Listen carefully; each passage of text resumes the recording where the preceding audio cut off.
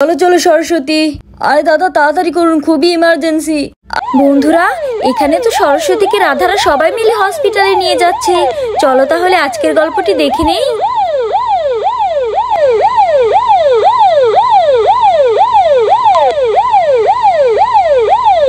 আরে রাধা, আমার তো মনে হচ্ছে হসপিটালটা অনেক দূরে। আমরা কখন যেয়ে পৌঁছাবো? সেই কখন থেকে অ্যাম্বুলেন্সেই বসে আছি, আর এইদিকে তো সরস্বতীর ব্যথা আরো বাড়ছে। আমরা কি করব রাধা? সীতা, রাধা, আমাকে তাড়াতাড়ি করে হসপিটালে নিয়ে চলো। আরে সরস্বতী, আমার বোন, মনে একটু সাহস রাখো, আমরা এক্ষুনি হসপিটালে পৌঁছে যাব। তুমি তো জানোই আমাদের গ্রামের হসপিটালটা কত দূরে, একটু তো সময় লাগবেই। শুধু তুমি মনে একটু সাহস রাখো, তোমার আর তোমার বেবির কিচ্ছু হবে না। আমরা কিছুক্ষণের মধ্যে হসপিটালে পৌঁছে যাব। আরে হ্যাঁ সরস্বতী, সীতা দিদি একদম ঠিক বলেছে। তুমি একটু শান্ত হও, আমরা পৌঁছে যাব। আরে পৌঁছাবো যে কখন? আমার তো মনে হচ্ছে এখনো অনেক রাস্তা বাকি আছে। সেই কখন থেকে অ্যাম্বুলেন্সেই বসে আছি। হ্যাঁ রাধা, তুমি একদম ঠিক বলেছো। দাদা তাড়াতাড়ি করে হসপিটালে নিয়ে চলুন। আরে আঙ্কেল তো অনেক জোরে অ্যাম্বুলেন্স চালাচ্ছে, তারপরেও আমরা কেন যে হসপিটালে পৌঁছাচ্ছি না? মনে হচ্ছে হসপিটালটা অনেক দূরে। মা, আমরা কখন পৌঁছাবো? আরে পিঙ্কি, আমার তো কিছুই জানা নেই আমরা কখন পৌঁছাবো হসপিটালে। দাঁড়াও, আমি এক্ষুনি ড্রাইভারকে জিজ্ঞেস করছি। আরে ড্রাইভার দাদা, আমরা কখন পৌঁছাবো কিছু তো বলেন। সেই কখন থেকে আপনি শুধু গাড়ি চালিয়ে যাচ্ছেন। দেখুন গর্ভবতী মহিলা খুব কষ্টে আছে। আমরা কখন পৌঁছাবো কিছু তো বলুন। আরে দিদি, আমরা কিছুক্ষণের মধ্যে পৌঁছে যাব, আপনি চিন্তা করবেন না একদম। আমি অ্যাম্বুলেন্স চালানোর জন্য অনেক এক্সপার্ট, বেশি সময় লাগবে না। আপনারা আর একটু বসে থাকুন। এইখান থেকে হসপিটাল প্রায় 40 কিলোমিটার, আর আধা ঘন্টার মতো সময় লাগবে। আপনার পেশেন্টের দিকে একটু খেয়াল রাখুন। সীতা, রাধা, আমার অনেক খারাপ লাগছে। আরে সরস্বতী, তুমি চিন্তা করো না, আমরা কিছুক্ষণের মধ্যে পৌঁছে যাব। আর এইখানে তো হঠাৎ করে অ্যাম্বুলেন্সটি থেমে যায়। আরে আরে আরে, রাস্তার মধ্যে কি এসে পড়লো? আর এইখানে তো ড্রাইভারটি অ্যাম্বুলেন্স থামিয়ে দেয়। আপনারা থাকুন, রাস্তার মধ্যে কিছু একটা এসে পড়েছে মনে হচ্ছে, আমি দেখে আসি। আরে আরে ড্রাইভার দাদা, আপনি কোথায় যাচ্ছেন? তাড়াতাড়ি করে অ্যাম্বুলেন্স চালান। কোথায় যাচ্ছেন? আরে দেখো না রাধা, ড্রাইভারটা তো অ্যাম্বুলেন্স থামিয়ে দিল আর অ্যাম্বুলেন্স থেকে নেমে গেল। এখন তো আরো দেরি হয়ে যাবে আমাদের। এখন আমাদের কি হবে? আমার তো মাথায় কিছুই ধরছে না। এদিকে সরস্বতীর ব্যথা বেড়েই যাচ্ছে। দিদি, ড্রাইভার দাদা বলছে অ্যাম্বুলেন্সের সামনে কিছু একটা এসে পড়েছে, আর তাই দেখার জন্য গিয়েছে। আরে রাধা, অ্যাম্বুলেন্সের আবার কি হলো? অ্যাম্বুলেন্স থেমে গেল কেন? আমাকে তাড়াতাড়ি করে এই অ্যাম্বুলেন্স থেকে বের করো, আমি হেঁটেই চলে যাব। আরে বাপরে, এইটা কি? এইটা তো একটা সাপ। যাক ভালো হয়েছে আমি অ্যাম্বুলেন্স থামিয়ে দিয়েছি, নলে তো টায়ারের নিচে এসে পড়তো। এখন এই সাপটাকে রাস্তা থেকে সরিয়ে দিতে হবে।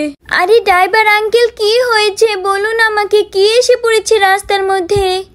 আরে ড্রাইভার দাদা, কি হয়েছে? কি এসে পড়েছে রাস্তার মধ্যে? আরে পিঙ্কি, এ তো কিছুই বলছে না, আর কিছু দেখাও যাচ্ছে না। কোথায় গেল আবার? আরে দিদি, অ্যাম্বুলেন্সের সামনে এই সাপটা এসে পড়েছিল, আমি এক্ষুনি সরিয়ে দিচ্ছি এই সাপটাকে। আমাদের মেডিকেলে শিখিয়েছি কোনো প্রাণীকে আঘাত করা নিষেধ। আর এইখানে তো অ্যাম্বুলেন্সের ড্রাইভারটি সাপটিকে দূরে ফেলে দেয়। এখানেই ছেড়ে দিয়ে জঙ্গলে চলে যেতে পারবে। আরে দিদি, ভালো হয়েছে সাপটিকে আমি দূরে ফেলে দিয়েছি, নলে তো অ্যাম্বুলেন্সের নিচে এসে পড়তো। আপনারা একদম চিন্তা করবেন না, আমি অ্যাম্বুলেন্স অনেক জোরে চালাচ্ছি, আর যত তাড়াতাড়ি সম্ভব পেশেন্টকে হসপিটালে পৌঁছে দেব। এই বলে তো ড্রাইভারটি অনেক জোরে অ্যাম্বুলেন্স চালাতে থাকে। আরে এই ড্রাইভার তো সেই কখন থেকে বলছে পৌঁছে দেব, কিন্তু কখন পৌঁছে দেবে? আরে বাপরে। আরে রাধা, আমার তো মনে হচ্ছে সরস্বতী ডেলিভারির সময় হয়ে গিয়েছে একদম। এখন আমরা কি করব এই অ্যাম্বুলেন্সের মধ্যে? আমাদের অপেক্ষা করা ছাড়া তো আর কোনো উপায় দেখছি না। আরে সীতা, আমাকে এই অ্যাম্বুলেন্সে আনাই ঠিক হয়নি, অ্যাম্বুলেন্সটা খুবই বাজে। আমরা কখন হসপিটালে পৌঁছাবো আমি তো কিছুই বুঝতে পারছি না। আরে আপনি তো আমার বোনের মতো, এইভাবে বলবেন না প্লিজ, আমি আপনাকে খুব তাড়াতাড়ি পৌঁছে দেব।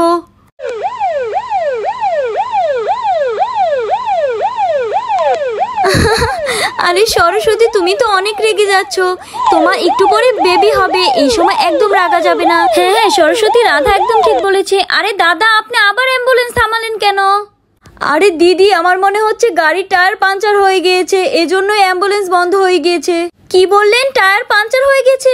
আরে বাপরে, এখন তো আবার আরেক বিপদে পড়লাম। এখন তো আমারও অনেক রাগ উঠছে।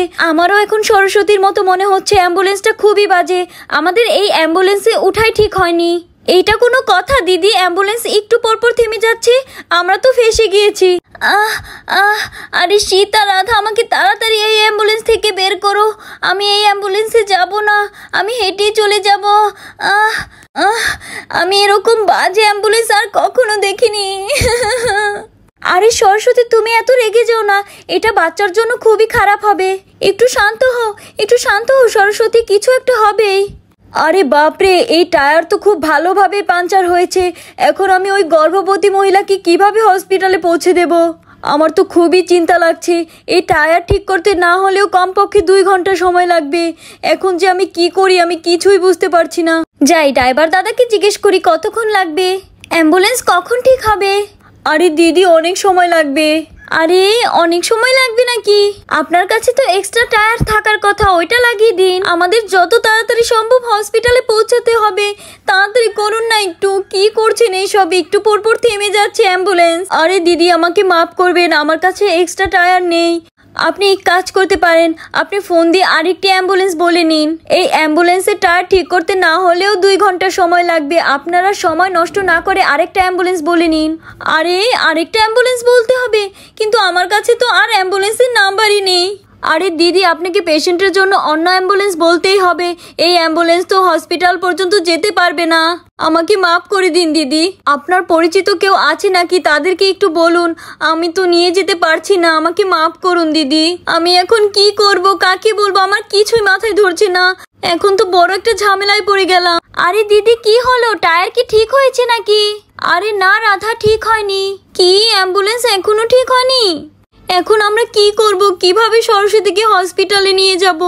আর এদিকে তো সরস্বতীর অবস্থা আস্তে আস্তে খারাপের দিকে যাচ্ছে।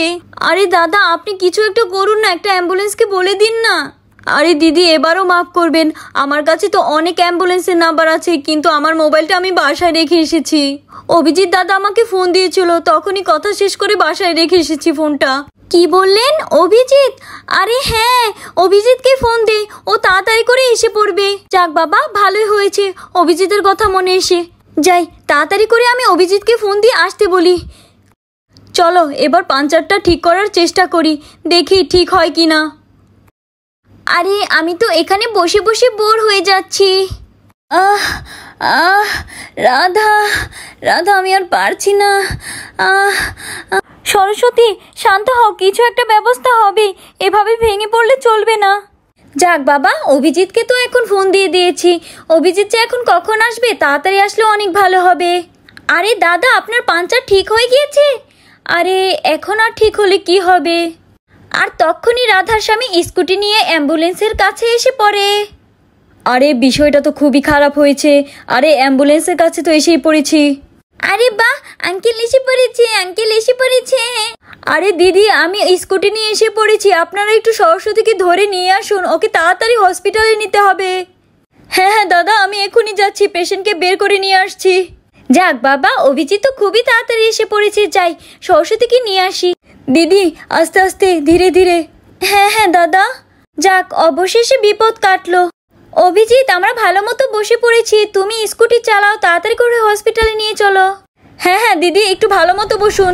চলুন চলুন। এই বলে তো সবাই স্কুটি নিয়েই হসপিটালের দিকে রওনা দিয়ে দেয়। আরে দাদা, আপনারা দেখে শুনে যাবেন, আস্তে ধীরে যাবেন। যাক বাবা, একটা গতি হলো। দিদি, আপনি একটু দাঁড়ান, গাড়ির পাঞ্চারটা ঠিক করে আমরাও রওনা দিচ্ছি। আর চিন্তা করবেন না দিদি। আরে দাদা, পেশেন্ট তো চলে গিয়েছে, এখন ধীরে সুস্থে গেলে হবে, কোনো সমস্যা নেই। আচ্ছা আচ্ছা দিদি, তাহলে তো ভালোই হলো। বন্ধুরা, আজকের গল্পটি তাহলে এই পর্যন্তই। আমার গল্পটি যদি তোমাদের কাছে ভালো লেগে থাকে তাহলে লাইক, সাবস্ক্রাইব করে পাশে থাকবে। Bye bye.